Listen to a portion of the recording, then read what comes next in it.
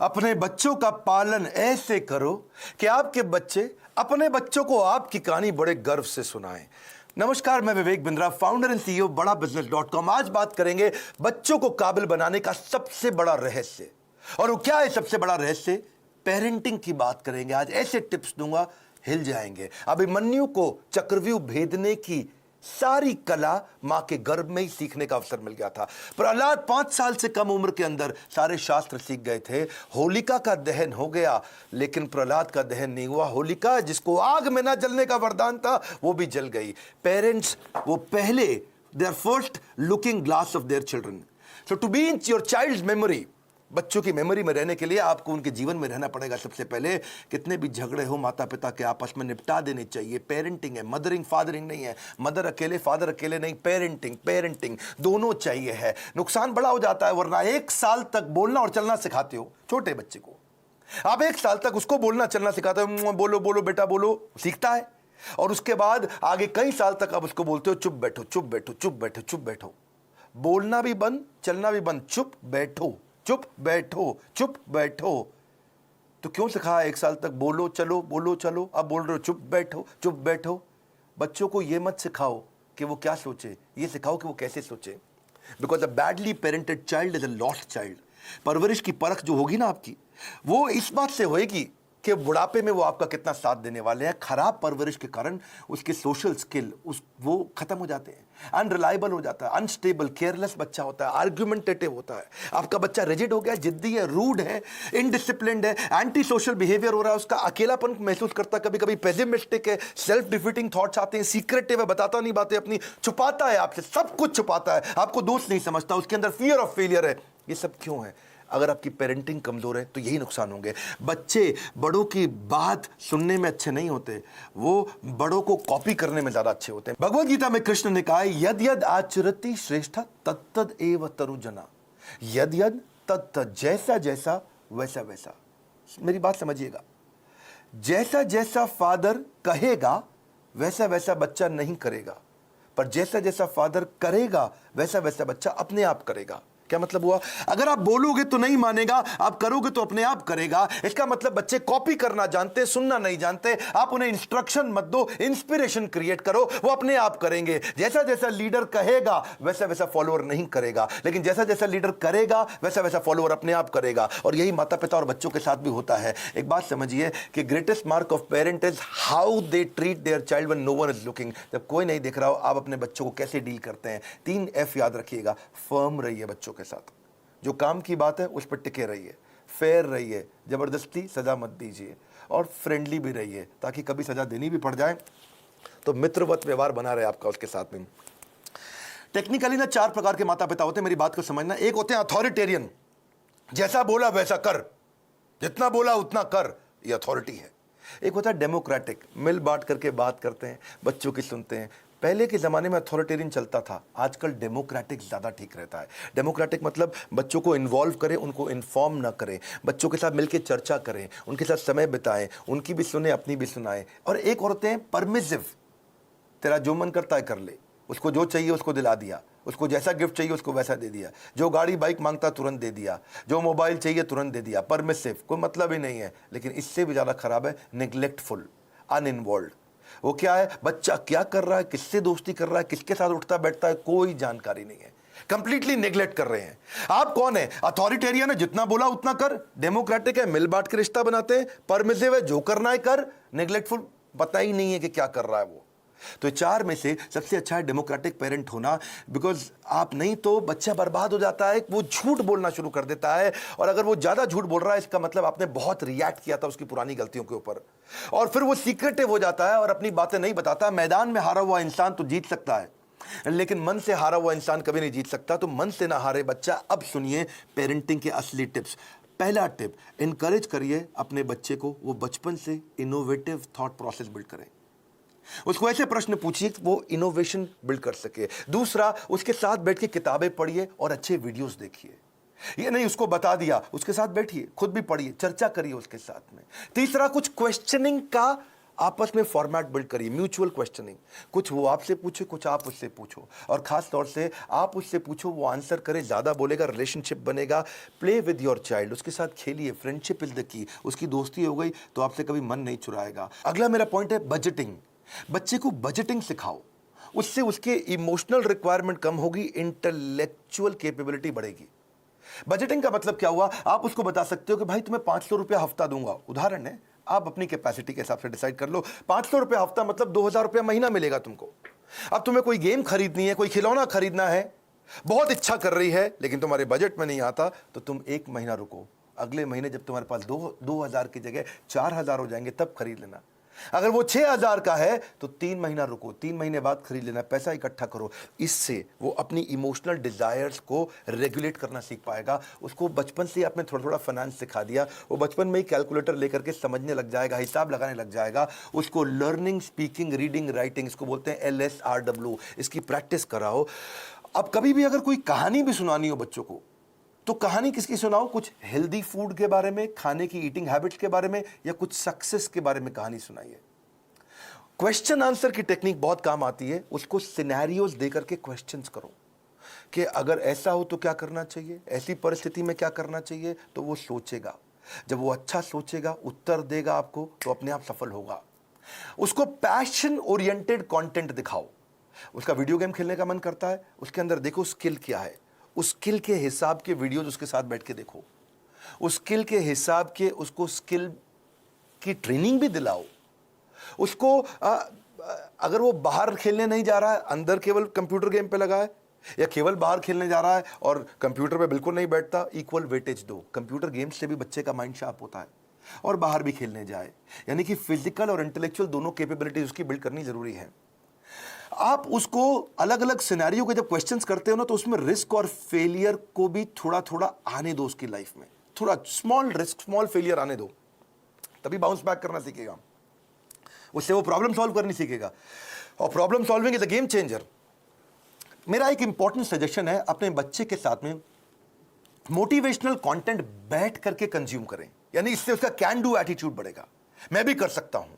Motivational content के लिए जो भी अच्छे वीडियोस हैं, केवल मैं मेरे वीडियोस नहीं बोलता हूं, कई प्रकार की इंस्पिरेशनल स्टोरी बेस्ड वीडियोस आते हैं, कई एनिमेटेड वीडियोस होते हैं। उसके साथ बैठो, देखो, उससे पूछो आपने क्या सीखा, फिर आप बताओ आपने खुद क्या सीखा, फिर वो बताए उसने क्या सीखा। तो इससे उसके अंदर कैन डू एटीट्यूड बिल्ड होगा, और हो सके तो थोड़ा ऑर्गेनाइज करने में उसकी मदद करो। उसके साथ बैठ करके देखो, अपने आप बच्चा ऑर्गेनाइज कभी नहीं होगा। बेड लगाना तो आप मत लगाएं, अगर आप माँ हैं, बच्चे को साथ में लगाएं कि हम दोनों मिलकर आज बेड लगाएंगे, हम दोनों मिलकर आज अलमारी सेट करेंगे, हम दोनों मिलकर आज वॉशरूम साफ करेंगे, हम दोनों मिलकर के आज अपनी स्टेशनरी को ऑर्गेनाइज करेंगे, हम दोनों मिलकर के आज किताबों के कवर चढ़ाएंगे। और उसके बाद धीरे धीरे आप उसको बोले अब तुम करके दिखाओ, पहले आप करो और वो करे साथ में, फिर उसके बाद उसको बोलो अब तुम अकेले करके दिखाओ मुझको। उसकी थॉट प्रोसेस अगर बिल्ड होना शुरू हो जाए तो उसको प्रेज करो, तारीफ करो। उसको कभी कोई स्टोरी सुनानी हो तो ग्रोथ माइंडसेट की स्टोरी सुनाओ। आपको उसकी तारीफ करनी, actions that are appreciated they get repeated. तो जिस एक्शन पे आप उसको अप्रिशिएट करेंगे, उस एक्शन को बार बार लेगा। जिस व्यवहार पे दोगे पुरस्कार, उसी को तो वो दोहराएगा बार बार। और आप क्या करें, जब भी चर्चा करनी हो, गोल ओरिएंटेड चर्चा करो, फ्री फ्लो चर्चा नहीं होनी चाहिए। और क्या मजे हो रहे हैं, बस आप लगे ही हुए, इसके बाद कुछ भी बात किए जा रहे हैं। सोचिए मैं इसको कैसा बनाना चाहता हूं, उस सब्जेक्ट की कहानियों पे चर्चा करो, गोल ओरिएंटेड। हाँ, बच्चे को माइक्रो मैनेज मत करिएगा कभी भी। छोटी मोटी गलतियां करता है, करने दो, हर समय नहीं टोकना। आप पॉजिटिव साइड बिल्ड करिए, नेगेटिव साइड अपने आप चली जाएगी। नेगेटिव साइड को मना करोगे कभी नहीं जाएगी। तो इसलिए पॉजिटिव सोल्यूशन ओरिएंटेड क्वेश्चन पूछो। अगर वो कोई गलती कर भी देता है, बताओ मत तूने ये गलत किया, उससे पूछो इसको और अच्छे से कैसे कर सकते थे बेटा, इससे अच्छा तरीका क्या है। ये क्या है, पॉजिटिव सोल्यूशन ओरिएंटेड क्वेश्चन। बेटा आपको क्या लगता है सबसे इंटेलिजेंट बच्चे इसको कैसे हैंडल करते, बेटा आपको क्या लगता है सबसे अच्छा तरीका इसको करने का क्या हो सकता है। तो वो बेचारा कंपल्शन में आपको सही आंसर देगा। जब वो बार बार सही आंसर देगा, बार बार सही आंसर देगा, तो उसके संस्कारों में बैठना शुरू हो जाएगा, और धीरे धीरे वो वैसे ही प्रैक्टिस में भी आ जाएगा उसके। इसके बाद इसी का तरीका, इसी को बोलते हैं इन्वॉल्विंग पेरेंट बनना, इन्फॉर्मिंग पेरेंट नहीं बनना है आपको। और तभी आप उसके सोशल स्किल और इमोशनल लर्निंग्स बिल्ड कर सकोगे। जो मैंने बजटिंग बताया था, मुझको याद आया, इससे उसकी इमोशनल ग्रेटिफिकेशन को आप डिले भी कर सकते हो। इमोशनल ग्रेटिफिकेशन डिले होगी तो बच्चा कहां से कहां पहुंच जाएगा। आप रूटीन बनाने का प्रैक्टिस करिए, पहले खुद का रूटीन बनाइए, तभी बच्चे का बनेगा। ये नहीं कि आप आजकल वर्क फ्रॉम होम में बिस्तर पे पड़े हुए हैं तो बच्चा भी ऐसे ही लेटा रहेगा, बैठेगा, अपनी क्लास नहीं अटेंड करेगा वो। तो और क्योंकि आप स्ट्रगल करते हो रूटीन फॉलो करने में और वो भी ये स्ट्रगल करने लग गया, तो पूरा परिवार आगे बढ़ेगा, इंप्रूव करेगा। उसको अगर और स्टोरी सुनानी हो, जैसे मैं स्टोरी की बात बार बार कर रहा हूं, तो डिसिप्लिन की स्टोरी सुनाओ। और अगर वो डिसिप्लिन नहीं है तो चिल्लाओ मत, डिसिप्लिन की कहानी सुनाओ, तभी धीरे धीरे इंप्रूव करेगा बच्चा। अगर आपने उसको बोला ना, बेटा सॉरी बोलो, आंटी को सॉरी बोलो, बेटा तुम गलत कर रहे हो, सॉरी बोलो, सॉरी बोलो, समझ नहीं आ रहा मैं कह रही हूं सॉरी बोलो, बड़ा बेकार बदतमीज बच्चा, सॉरी बोलो, तो वो क्या करेगा, उसको लगेगा सॉरी बोल दूंगा बच जाऊंगा, अच्छा सॉरी, उसको लगा ले मम्मी चुप हो गई, ठीक है आगे से मत करना। अब वो चला गया, उसको लगा देखो जल्दी बच के निकल गया मैं, सॉरी बोलो, सॉरी बोलो, सॉरी बोलो, कुछ नहीं होगा, सॉरी सोचो, सॉरी सोचो। डीलिंग ठीक नहीं करनी है, फीलिंग ठीक करनी है, कंटेंट ठीक नहीं करना है, इंटेंट ठीक करना है। फ्रूट्स बाद में मिलेंगे, पहले रूट्स चाहिए आपको। तो डिसिप्लिन की स्टोरी सुनाइए उसको, ताकि वो थॉट प्रोसेस बिल्ड हो जाए। पब्लिक में उसकी बेइज्जती कभी मत करो, आपको पब्लिक में उसकी तारीफ करो। बेइज्जती कभी करनी है, या बेइज्जती मतलब थोड़ा करेक्शन भी देना है, तो प्राइवेट में करो, अकेले में करो। क्योंकि कंपेयर, कंप्लेन, क्रिटिसाइज ये कैंसर है। रिकॉग्नाइज, रिफॉर्म, रेक्टिफाई, यही उसको ग्रोथ देगा। बात समझिए कि आप उसका नेचर बदल ही नहीं सकते, आपको नेचर बिल्ड करना है, नेचर बदलना नहीं है, नेचर डेवलप करना है आपको। कभी परेशान हो तो उसको हक करो, उसको पॉजिटिव टच दो अपना, तभी बात बनेगी आपकी। उसको नए नए प्रकार के स्किल सेट सिखाओ। आजकल तो कोडिंग बचपन से बच्चों को सिखा रहे हैं, 5 साल का बच्चा भी आजकल मोबाइल ऐप बनाने की तैयारी कर रहा है। Code academy, white hat junior, code monkey, code Avengers, ये बहुत सारे अपॉर्चुनिटीज है जहां से आप बच्चे को कोडिंग सिखा सकते हैं। उसकी सेल्फ एस्टीम की बकेट को आप भर पाओगे इससे। एक्चुअली सेल्फ एस्टीम से याद आया, एक होता है इमोशनल कप। हर बच्चे का एक इमोशनल कप होता है, इसको ऐसे समझो। जिस बच्चे का इमोशनल कप खाली हो जाता है वो बच्चा बहुत गलत डायरेक्शन में जाता है। जिसका इमोशनल कप भरा होता है वो हाई सेल्फ एस्टीम के साथ ठीक आगे चलता है। इसके लिए आपको love, affection, sense of security और अटेंशन देना पड़ेगा, उसका इमोशनल कप भरा रहे। अगर आपने उसके साथ खेले, फ्रेंडशिप किया, क्वालिटी टाइम दिया और प्रेम किया, उसको प्रेज किया, अप्रिशिएट किया, उसका कप भरा रहेगा। लेकिन अगर आप उसको पब्लिक में बेइज्जती किया, क्रिटिसाइज किया, एब्यूज किया, निगलेक्ट किया, उसका ह्यूमिलिएशन किया, उसको पनिशमेंट दिया बिना किसी रीजन के, वो अकेलापन महसूस करता है, फेलियर महसूस करता है, रिजेक्टेड महसूस करता है, उसका इमोशनल कप खाली हो जाएगा बिल्कुल। और फिर वो इमोशनल कप भरने के लिए कहीं बाहर जाएगा, किसी और के पास जाएगा, गलत दोस्तों के पास जाएगा, गलत जगह पे जाएगा, गलत वेबसाइट्स खोलेगा। वो लोगों से अपने इमोशनल कप को भरने के लिए खींचेगा तरीके, मिसबिहेव करेगा अटेंशन गेन करने के लिए, मैनिपुलेट करेगा, जेलसी हो जाएगी उसको दूसरों को देख के। आइसबर्ग देखा है आपने? आइसबर्ग को समझो आप, इससे समझ आएगी आपको बात। आइसबर्ग होता है वो बर्फ की चट्टान जो समुद्र के अंदर होती है, लेकिन 10% दिखती है, 90% पानी के नीचे होती है। आइसबर्ग में पानी के नीचे बहुत बर्फ है, वो दिखती नहीं है, दिखती 10% है खाली ऊपर ऊपर। बच्चों की जिंदगी भी ऐसी आइसबर्ग के जैसी है। अगर उनका एंगर, उनका स्क्रीमिंग, वो चिल्ला रहा है, वो कोई बात छुपा रहा है, वो वायलेंट हो गया है, अग्रेसिव हो गया है, वो रो रहा है, ये खाली 10% ऊपर दिख रहा है, इसके नीचे 90% बहुत कुछ था। उसकी एंग्जाइटी, फ्रस्ट्रेशन, उसका डिस्ट्रेस, उसका ट्रस्ट ना कर पाना, उसका फेलियर, उसका ग्रीफ, उसका अनश्योर होना, उसका स्ट्रेस में होना, अटैक्ड महसूस करना, उसका हर्ट महसूस करना, उसका वरिड, अलोन, लोनलीनेस फील करना, ये सब समुद्र के नीचे था। और समुद्र के ऊपर क्या है? थोड़ी सी बर्फ दिख रही है। आप उस बर्फ को लेकर ट्रीटमेंट कर रहे हो, जो नीचे दिखती हुई बर्फ को लेकर कर रहे हो, जो नीचे छुपी हुई बर्फ है, उसको ठीक करना है। इसलिए करेक्शन नहीं, इंस्पिरेशन। बच्चे पता है, अगर आपको उनको सफल बनाना है, उनकी सफलता का स्कोर बोर्ड बना दो, गेमिफाई कर दो। इसको क्या बोलते हैं? Gamification of value inculcation. अगर आप उनमें संस्कार डालना चाहते हो तो गेमिफाई कर दो उसको। इसको गेम देखो, बिकॉज अगर स्कोर बोर्ड बना दोगे ना तो वो जीतना चाहेंगे। देखा आपने, क्रिकेट का स्कोर बोर्ड होता है, बास्केटबॉल का स्कोर बोर्ड होता है। जैसे स्कोर बोर्ड चालू होता है बच्चे जल्दी खेलते हैं, एनर्जी से खेलते हैं। जब टेस्ट प्रैक्टिस मैच होता, क्रिकेट में भी पहली बॉल प्रैक्टिस बॉल फेंकते, सुना आपने? कौन खेलता है उसने? बल्ला घुमाता नहीं बच्चा, ठीक, क्या फर्क पड़ता है, आउट भी हो जाए तो भी कोई फर्क नहीं पड़ता। लेकिन जैसे ही स्कोर बोर्ड शुरू होता है बच्चे जान लगा के खेलते हैं, अबे जीतना है अपने को, एनर्जी आ जाती है उनकी।